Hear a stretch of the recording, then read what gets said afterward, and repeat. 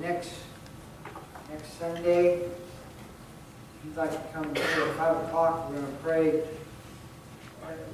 Sunday, a couple of weeks, before our revival, we're going to anoint each pew, and because you never know who's going to sit where. Okay? And it's always a good revival.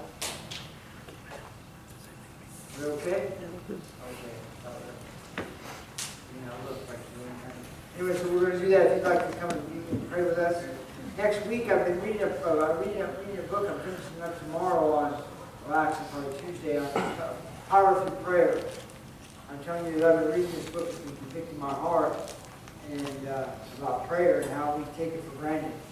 So next Sunday morning, I'm going to have a message on prayer, and hopefully it will help you kind of open your eyes to some things that how important prayer is. I came across these verses right here, Luke chapter 22, verse 27. And Jesus didn't have to wash the disciples' feet, but he did in John chapter 13, verse 5. And they were talking about kind of who's the greatest. Who's the greatest here? And Jesus was a humble servant, and he's trying to teach them that they need to be a humble servant. There were servants who did the job, but there were servants who would do the job as far as washing feet, but Jesus chose to serve them. Today's society insists on we should aim to be somebody. We want the best paying job, the highest position in the company, the top leadership in the church. Yet, whatever position we are in, we can learn from our Savior to serve others. We hold different roles as parents, children, friends, workers, leaders, and students. The question is, do we carry out those roles with an attitude of service, even though our everyday routine is something tiring? I'm thankful that the Master will help us to become what we want to be and follow Him as willing to serve others. It's like when Jesus came, it wasn't all about Jesus. It wasn't all about, look who I am, I'm the Son of God, you need to fall down and worship me. But He came as a humble servant. That's why the Jews would have liked for Him to come and say, hey, look who I am. I'm the King of the Jews, and then they would have pumped Him up a little bit. But He came into this world as a humble servant to serve people, to help people. And tonight we're going to talk about, to be like Jesus. How would it be to be like Jesus? And I was thinking about that this last week. May God help us each day to be like Jesus.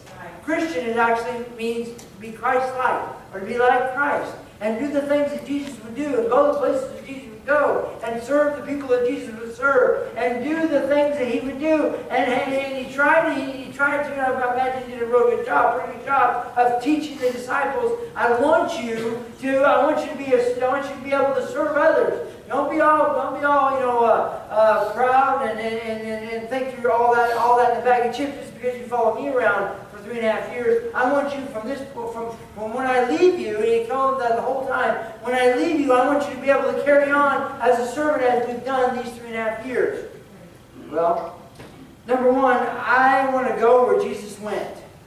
I want to go where Jesus went. The Bible says in Matthew chapter 11, verse 5, the blind receive their sight, the lame walk, the lepers are cleansed, the deaf hear, the dead are raised again, and the poor have the gospel preached to them.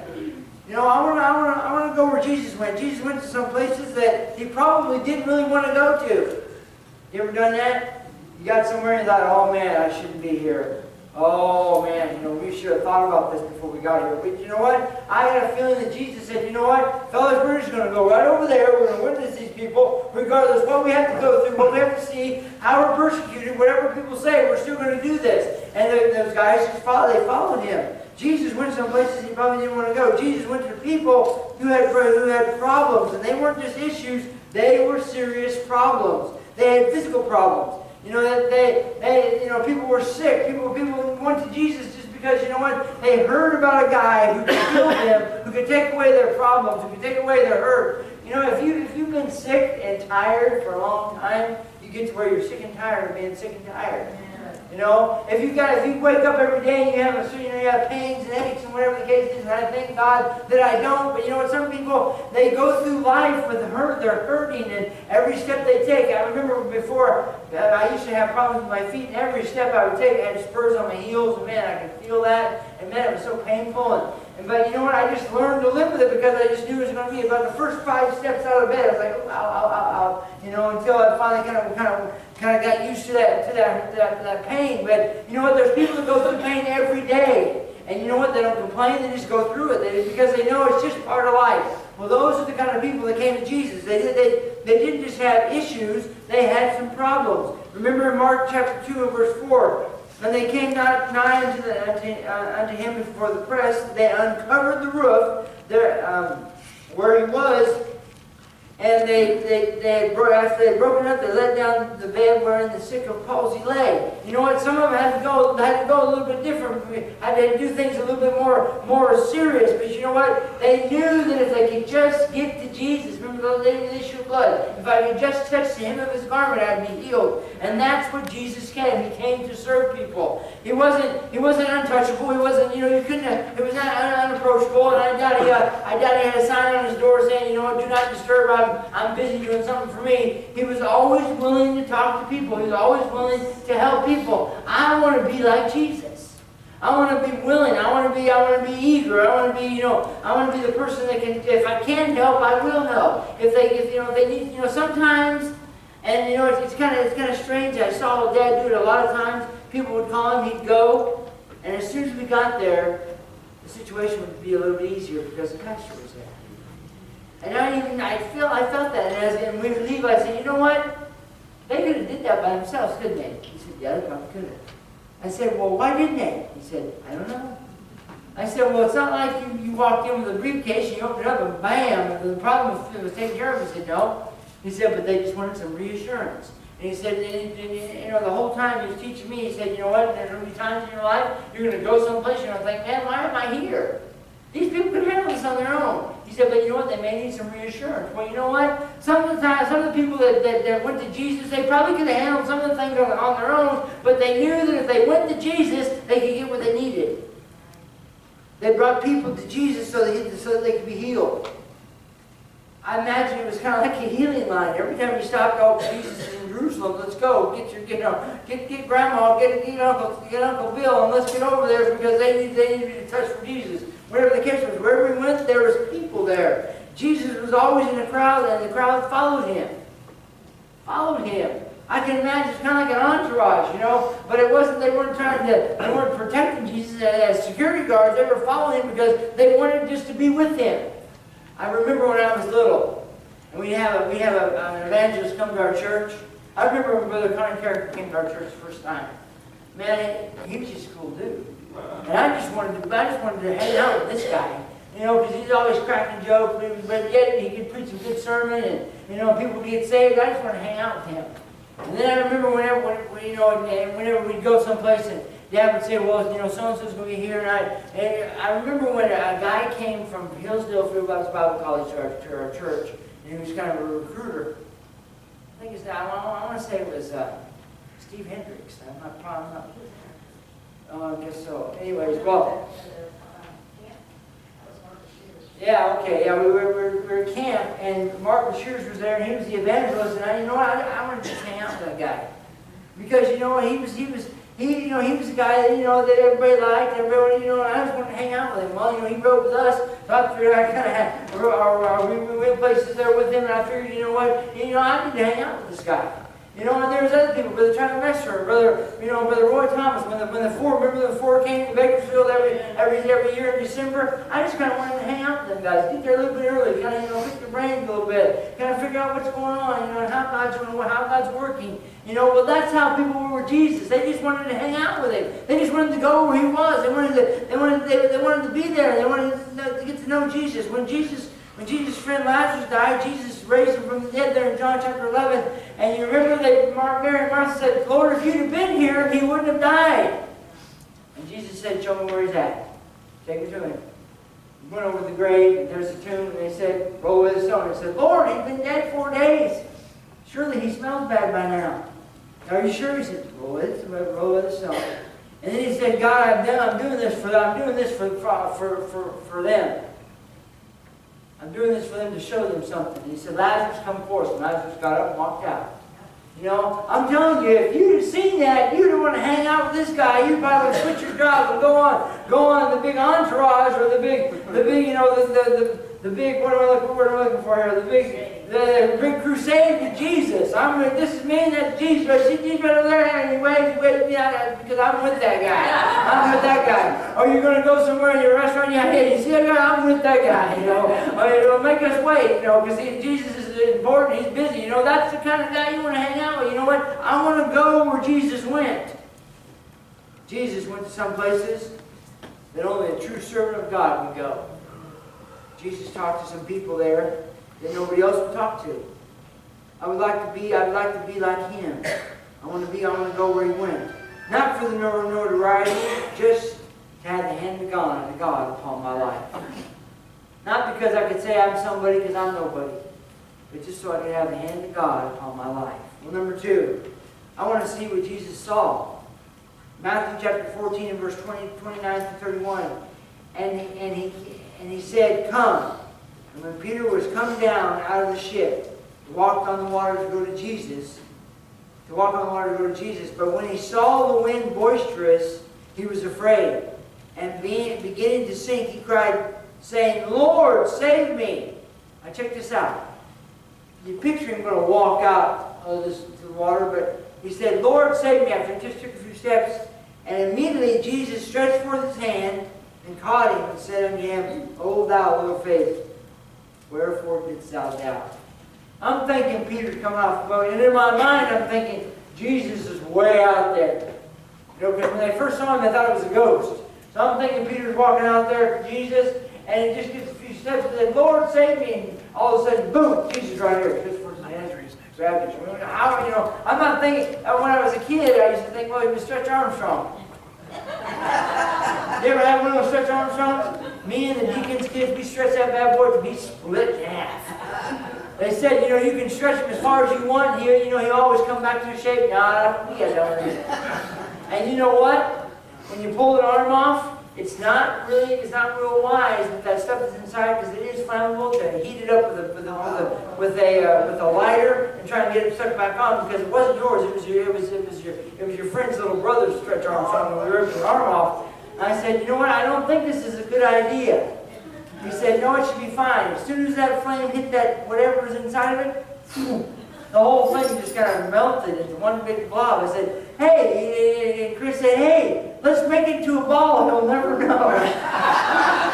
So we shaped it into a ball after with some gloves on. And I said, you know what? It just won't want to shape. His head won't stay in there. And then he said, you know what? I'm telling you.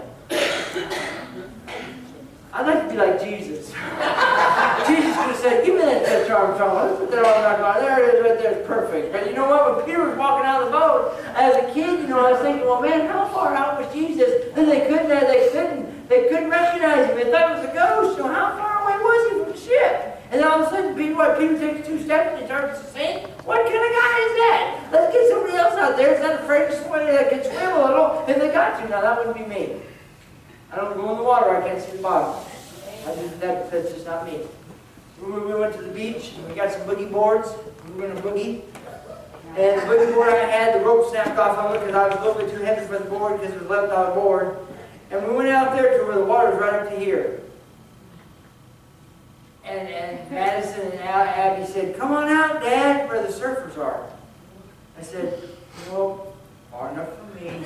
I'll boogie in right from here. And they said, no, come on out, you can catch a big wave. No, don't need a big wave, I'm just going to boogie in right from here. And then the wave comes and hits you, and every time I jumped just 2 seconds too soon, and the wave would knock me off that little boogie board. I said, you know what? I got them in my garage. If you guys want to buy a cheap boogie board, I'll sell it to you at half price, because they're junk. But anyways, but you know, I can't imagine Peter's walking out there, and he's afraid. We're telling us it's Jesus here. I'm sure maybe if he couldn't recognize who he was, he'd recognize his voice. You ever had, you might call you on the phone, you know who it is. Dad, it's the pastor again. You know who it is. Yeah, or, yeah, I think it's the pastor. He's going to call the time where you were in church, Mom. What do you want me to tell him? That happens. I'll call somebody up for something and say, yeah, it's the pastor. He wants to, the pastor wants to talk to you. Oh, I hear him as they hand the phone to Mom. You're in trouble now. The pastor's calling. No, you're not in trouble. I'm not the principal. I just wanted to call, make sure everything's going all right, whatever the case was. But Peter walks out there. He gets scared. Because you know what? He was just like you and me. He saw how it was, they said the wind was boisterous and the waves were moving. It wasn't clear as ice, clear like I talked about this morning. Jesus could have said, wind, be still. And Peter just walked out there, no big deal. But you know what? He wanted to see how much faith this guy got. Does he have faith that I'm going to take care of him? And he walked out there and he said, oh, Lord, save me. And Jesus stretched forth his hand. He said, oh, ye of little faith. I wouldn't have told you to come out of the ship if I was going to allow you to drown. I was going to have you walk through me. He didn't think he didn't go quite that far. I would like to be like Jesus and see what Jesus saw. Imagine Peter climbing out of that boat, walked to him. I would like to see all the people that Jesus healed. And they were so thankful, and then as Jesus came by their way. I'd like to see how short that Zacchaeus was. I'd like to see that. How short? He was so short he had to climb up in a sycamore tree. How short was he? Was he one of them people of small stature? I got to tell this something, brother. I got to tell something, Brother Ed. Brother Ed went down to San Diego, I think it was. And he was going to a car thing, wasn't it? Oh, just a vacation. And he took some pictures in the lobby. And he couldn't wait to get back here to show me. He couldn't wait to. Bless his heart. And he said, look at this. And I looked at the pictures on his phone. I said, what is that? Where are you at? He said, I was in the lobby. It was a midget convention. And it was Brother Ed. And all these little people running around. It's Oompa Loompas. And he said, isn't that something? He said, the whole lobby. I walked in and they were all in there. And my wife can't hear me, but I always say there was a big old herd of them. She said, they're people, they're not animals. Okay, whatever, but there's a whole bunch of them. And he said, boy, wouldn't you love to be right there with the guy? I said, maybe. Maybe they kind of make me a little bit nervous, if you've ever, and I know you think that's funny, that's hilarious, but things that are just anyways, this is going on. But he couldn't wait to show me that picture. We were up around stage, and I said, what is that? He said, a bunch of little people. He'd have loved it. Sister Mary said, boy, I wish Pastor Gary was here. He'd have loved this. And I'll probably stay in the car. But you know what? I would like to see some of the things that Jesus saw. Can you imagine when he said, Lazarus come forth, and Lazarus got up and walked on out? Man, wouldn't that have been awesome? I'd have fell down right there and said, man, I'm with you till the wheels fall off, till the truck's in the ditch. I'm going to hang out with you because you got it going on, Jesus. I'm telling you, what's happening. I would like to see what he saw. Jesus saw some things that none of us will ever see. Right. I would have loved to have been there when Jesus and God created everything. Whoa, wouldn't that have been something? And let there be light. Boop. There was light. And he made all the animals. Wouldn't that have been awesome to be there wherever in heaven when they were creating all this? Let's put that there and that there and that there and that there and that there. And that would have been something. I would like to see what Jesus saw. I would like to be able to witness him to meet the first man, Adam. Hi, Adam. My name's Gary. Nice to meet you. That would have been something. Adam, I realize I read the book, you're going to goof up, and you better make sure your wife's in check, because she's going to eat fruit, and you're going to goof it all over the rest of us. And you know what? I come here to let you know that folks are mad at you. People say, well, when I get to heaven, I'm going to slap you. It's done now. It's a done deal. You can't change it. I want to see what Jesus saw. Some of the things would be mind-boggling. Some of the things, a man comes up to him, he's got leprosy. Have you ever seen Google leprosy? I'm telling you, it is a nasty disease. And Jesus would just heal them. Jesus would just take care of, just a spoken word, and they could be touched. Tell them to go down and dip in the Jordan. And they come up the last time, and he was clean. I like to sit there counting. Now, 1, 2, so it happened. What's going on, Jesus? 3. I think it was 7 times he did it in Jordan, and he come up and he was clean. I'm telling you, leprosy, when you get leprosy, you're going to lose parts. You're going to lose a finger, then maybe a hand, then maybe an arm, maybe a foot. And these guys were down there, and Jesus took care of that. I would love to have seen that. I'm telling you, man, you think you love Jesus now, you think you want to follow Him now. If you'd have been able to see some of the things that He saw, and I'm telling you, you would have never forsaken Him. You'd have lived for Him, and you'd have put Him first. He'd been on, if you had a telephone back then, he'd be on speed dial 1, because you need to get a hold of Jesus. You know what? Sometimes at night when your child wakes up, and they can't tell you what's wrong with them because they can't talk yet. And man, I'd like to be able to have a speed dial to Jesus, because, let's get Jesus over here. I remember Nolan, it was Austin, we were living in townhouses behind Apple Market, and he woke up one night, and he was crying. I walked in there, and he just wasn't right. Something was wrong. We thought he was going to have a febrile seizure, because he had a high fever. And I grabbed him up, and I took him in the bedroom, and was lie on, and we were going to take him to the hospital, and we called Uncle Larry. Called Uncle Larry and said, "What should we do?" And he told us what to do, and we took care of it. But you know what? What if we couldn't have got a hold of Uncle Larry? If we had Jesus on speed dial, this was that number 1 button, Jesus would have been there, and he'd said, "Okay, it's going to be all right." I'd like to see some of the things he saw. It's hard to comprehend just all that Jesus saw in his lifetime. But it would be sad seeing what Jesus sees today in this lost world that we live in.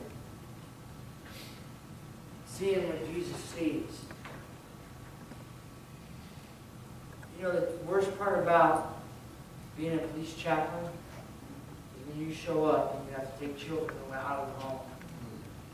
I don't care how terrible the home is, how bad mom and dad are, it's still tough. They don't want to go with us. They want to stay with mom and dad. They love mom and dad.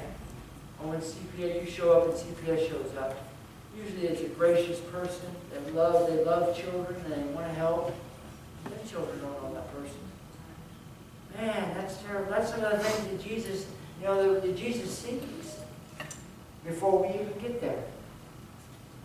I've been on a call before, and this man has beaten his wife, and both of her eyes were almost swelled shut. And the officer went to arrest him, and she started beating up the officer. He looks at me and says, "Chaplain, can you help me?" Thinking, what do I do?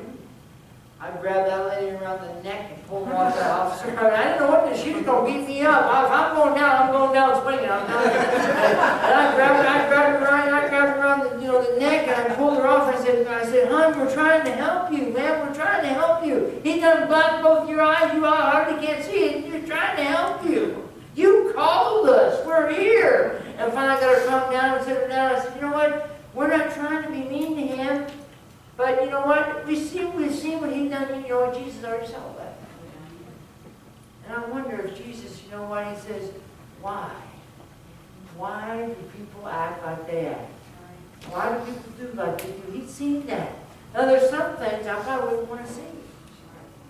Those little kids over in those other countries that their stomach is all bloated because they haven't been eating the things, they don't have a nutritious diet. He sees that. And how they have to drink water that's not clean. And they get parasites. Jesus sees that. And you know what? I don't think He likes it any more than we do. You say, well, some things are just life, and I realize that, but there's some things Jesus has to see I probably wouldn't want to see. I probably wouldn't want to witness. But yet Jesus still does. Because He loves. He loves us. I bet a tear wells up in his eyes sometimes when he looks at America today and the rest of the world and how things are and how terrible some things are and how terrible some people are being treated. Do you realize that Bakersfield is one of the #1 trafficking cities in the United States for people and children? One of the #1 places that they traffic children and people. And And then some of the women that they traffic, they're basically slaves. I think Brother Kimball was talking about it in the ministry, or somebody was talking about how you don't realize how many people are slaves today. In the United States of America, how many people are slaves and they're working just to eat. They're working just for a place to sleep that's not really very, very nice, not very sanitary, not a nice, pillow top mattress on their bed. And they're basically slaves today. Jesus loved the lost regardless of their sin.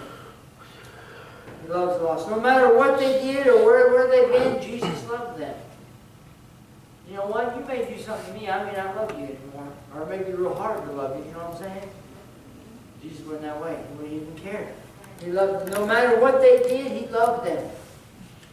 If we could only have that kind of love for people. When somebody does you wrong, still love them. When somebody says something ugly to you, still love them. When somebody says something about your mama, you still love them. Jesus still loved those people, regardless of what they did. I wonder if I could have seen some of the things that Jesus saw if I would still love people. If we only had that kind of love. You know what? We sometimes are so critical to judge people prior to knowing them. Sometimes it's tough. Sometimes it's hard. You see them and you automatically stereotype them. We need to love as Jesus would have loved. Jesus loves Charlie Manson. One of the vilest men that ever walked the face of the earth. Jesus loved him. He hated his sin, but He loved him. No matter what He will still love you. He hates the sin that sometimes we get ourselves involved in, but He still loves you. He loves you when no one else will love you. He loves you when you don't feel like anybody else loves you. This fellow was giving his testimony at Community Retreat, and he said at the age of 5, he thought about suicide. And he said because the home he lived in, it was so bad. He said when he was 10 years old, he left the home. Because he left the home so he could hopefully go somewhere and find something to eat. Because of the way he was treated at home. He said, I can't tell you how many times, how many nights I went to sleep and never ate. You know, it's sad. You see people all the time. And I don't know if it's good or bad. If I got money, I'm going to give it to them. But I feel bad. I thought, you know what? God's blessed me. God's blessed me with a good home, a good wife, some good kids. God's blessed me with I'm able to eat. I fixed this plate this afternoon of nachos. And after I got it all fixed, I said, "Hon, don't fix a plate. You're going to have to help me fix it. I can't do it." And then I ate it, and then we took a nap. We took a nap on Sunday afternoon, and I was talking, I was laughing, I was coughing, I was gurgling all that cheese. And she said, I woke up and she said, she's sitting in the chair, she said, "Oh, you finally woke up, huh?"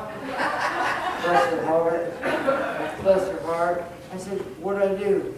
She said, "What didn't you do?" She said, "Next time we're going to take a nap," and she does this every Sunday, bless her heart, and we do the same thing happen. "Next time you're sitting in the chair and I'm laying in the bed." "Okay, hon, we'll do that." You know, there's been many nights I'll wake myself up. Third Wednesday night, we went home and they said, "We got some pizzas." 9 o'clock. I knew it wasn't going to be a good deal. I knew I shouldn't have done that. And I started coughing from the acid reflux in my throat. It was 3 o'clock Thursday morning. Now, you been there, brother? I started coughing, so I got up. I went out in the living room. I prayed for a while because I had the biggest heartburn in the world. I didn't measure the Maalox, Joyce. I'm sorry, I just drank it. I didn't measure it. I just needed a big old swig of that Maalox, something to put this fire out. And it wasn't a good fire like I talked about this morning. It's a bad fire. It was a 3-alarm fire. I'm telling you. Oh man, I drank a big old glass of milk, and I took something, all the pills I've got. And you know what? The cheap little Xanax, or Zantax, there we go. Not Xanax. The cheap little $7 box of 5 Appeals works better than anything else. But I couldn't find them Wednesday night. I was looking for them. And I didn't want to wake up everybody, so I just sat there and felt sorry for myself and said, you big old dummy, why'd you eat that third piece of pizza? You should have did that. It was all greasy. Why did I might enjoy? She bought it back home.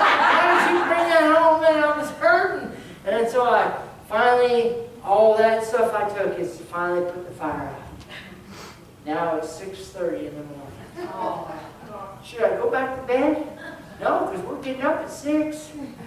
So, and no, we were getting up, it was 6 o'clock. And I said, you know what I'm going to do? 5:45. I'm going to do my time right. I'm going to fix me something to eat. All that pizza, I've suffered for Jesus now. I'm hungry. So I fixed me an omelet. I didn't put no funky stuff in it, just a regular cheese, ham and cheese omelet, or just a egg and cheese omelet. I fixed it, I ate it. I said, you know what would be nice? Fix one of these for my wife. So I had her an omelet, and she likes to put that baby spinach in it, and I had it all fixed up real good with some goat cheese in there. Yeah, she likes that stuff. I don't know if it's called goat cheese. Yeah, anyways, it's goat cheese. I put it in there, and then I fixed her a big old cup of coffee, and I walked in there at 6 o'clock, and I said, wakey, wakey, eggs and bakey. And she said, I'm not getting up till 6:30. Well, bench her up. Fix this breakfast for you. And then I went to the midnight. I drove 3.5 hours to the men's retreat. And then Oliver had to take pictures of me at 9 o'clock because I was tired. I was in the bed. He said, what are you? At 8:30, he said, you're going to sleep now. I said, better get out of here and leave me alone. I'm tired. But you know what? I wish I could have saw some of the things that Jesus saw. Some of the things he did for people. You know, not just a little bitty thing, but you know, I would have liked to see some of the things he did for people. And they took it so much for granted. You know, and we take it for granted. You know, sometimes when Jesus just, we're praying and we're praying and we're praying, and Jesus comes through and we don't even realize it. And we forget to thank him. Well, let's go on to number 4. I want to help who Jesus would have helped. Matthew chapter 25, verse 42. It says, for I was hungry, and you gave me meat. I was thirsty, and you gave me no drink. No meat. And I was thirsty, and you gave me no drink. And I was a stranger, and you took me not in. Naked, and you clothed me not. Sick, and in prison, and you visited me not. And they said, this is the apostles here, they said, Lord, when did we see you hungry and thirsty, and when were you a stranger, and naked, and sick, and in prison, and did not minister unto thee? Then shall he say unto them, saying, verily I say unto you, inasmuch as ye did not to one of these, the least of these, ye did not to me. Jesus wants us to help others, and in doing so, we're helping him. We are his vessels for honor. We are the ones that he placed us here so that we can do something for him. Jesus fed 5,000 with 5 loaves and 2 fish. He fed them, and there was food to spare. I told the guys when we were eating some of the food, I just eat whatever. I don't have very much taste, and I think the older I get, the less I have. And I'm just eating, I'm just tearing the food up at the men's retreat, and they're just looking at me. I looked up, what? You like that? I said, I guess. I was doing chicken and ribs. I was just going after it, and they looked at me, don't eat the bone, brother. I said, what's wrong? They were just sitting there, they always eat nothing. I said, it's not good? Well, you go ahead. I'm thinking, it's fine for me, And I told Oliver, I said, you know what? Kids in China are starving, kids in Africa are starving, and you're sitting here going, throw that food away, eat, boy, eat. And he said, I'll mail it to him. This ain't even I said, I'll give you the envelope and the stamp. And I'm just eating. But you know what? Jesus, they had food enough to spare. Talk about, I was in Bakersfield, I think it was last Wednesday. And I was walking in the Best Buy. And I saw this girl sitting between Kmart and Walmart and Best Buy, sitting there and she had a little suitcase next to her.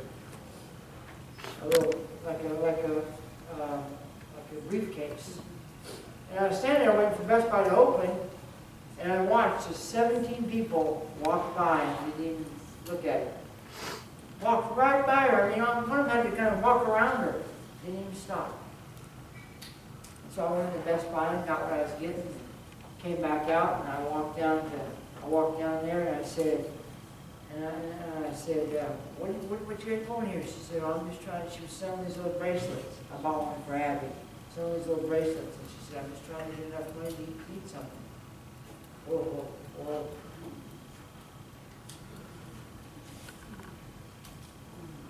That's all it took. I went into Walmart and bought something, and I went to the McDonald's right there and got some hamburgers, and fries and a drink. I walked back over to her and I said, are you selling these little bracelets or whatever? She said, yeah, I'm selling them.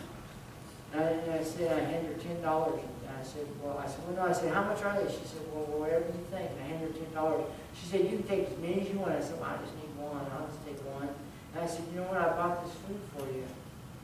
I didn't touch it. You know, you hamburger and something to eat and this drink. And she said, well, if you want to take 3 or 4 more, man, thank God, I'll thank you.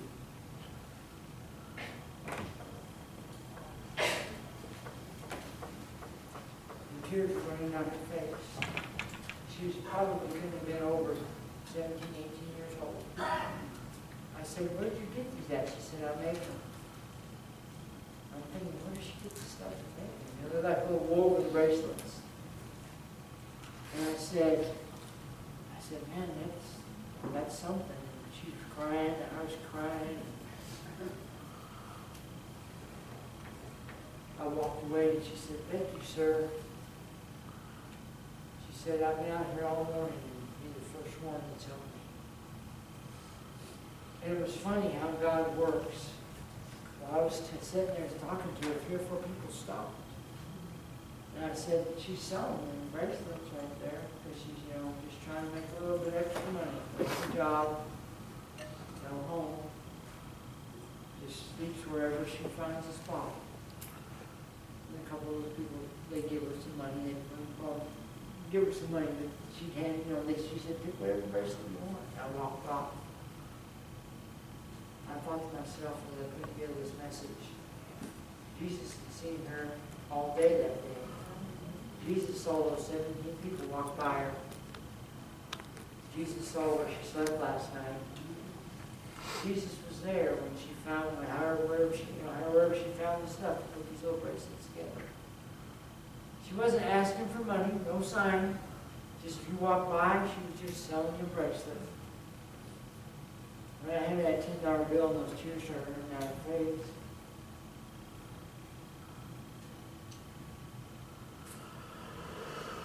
First thing that went through my mind was Jesus loves you. I handed her a tract. And I said, if you're ever out in Shackford, I'm sure they'll buy bracelets from you out there. But you know what? I'd like to help who Jesus helped. I would like to, I know we can't feed America out of this little old church. You say, well, they're probably just going to buy drugs or alcohol. Maybe they're going to buy something to eat. Whenever somebody comes up and says, can you help me? Man, I hate to tell them I don't have any cash. You all say, you know what? We can eat. We'll be outside McDonald's or outside Taco Bell. Would you like something to eat? Oh, yeah. I'll go in and get them something to eat, something to drink. Especially in the middle of summer when it's hot. They're sitting there on a hot pavement. Maybe they made some bad choices. Maybe they got their because of drugs and alcohol. Maybe whatever the case is. What would Jesus do? I know it's kind of like a cliche, but you know what? I'd like to help Jesus. I'd like to help the people that Jesus helped.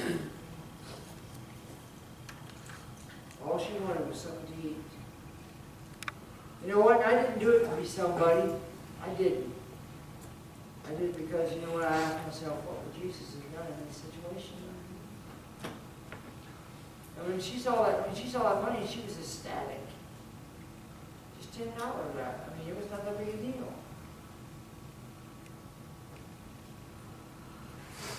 Jesus helped anyone in his path. And I feel that, you know what, if God puts them in our path, what if they're angels and we're unaware? God wants to see how we're going to act. We're going to say, you deserve what you've got. I don't have any money. I've seen people do that. This one guy did that. And I said, you know what, you're lucky you got what you got. He said, who do you think you are? I said, I know, buddy, but you're lucky you got what you got. I thought, you know what, if I'm going to lay some holy hands on somebody, I may have to do it right now. But you know what, that just makes me sick. You don't know their situation. You don't know their background. You don't know what they've been up against. You know the average American is a paycheck and a half from being homeless. Could you go a month without getting paid? The average American couldn't. You might be out there on the street. You'd be happy to get a hamburger and some French fries, even if it is from McDonald's. You know, whatever the case is. Jesus helped them. They may not need it for, they may not need the money for food, but I'm not going to be their judge. I know that I'm doing it for the right reasons. A little conclusion tonight when we're done. My God, may God help us to do something each day so that people can see Jesus through us, to be like Him, to stand together.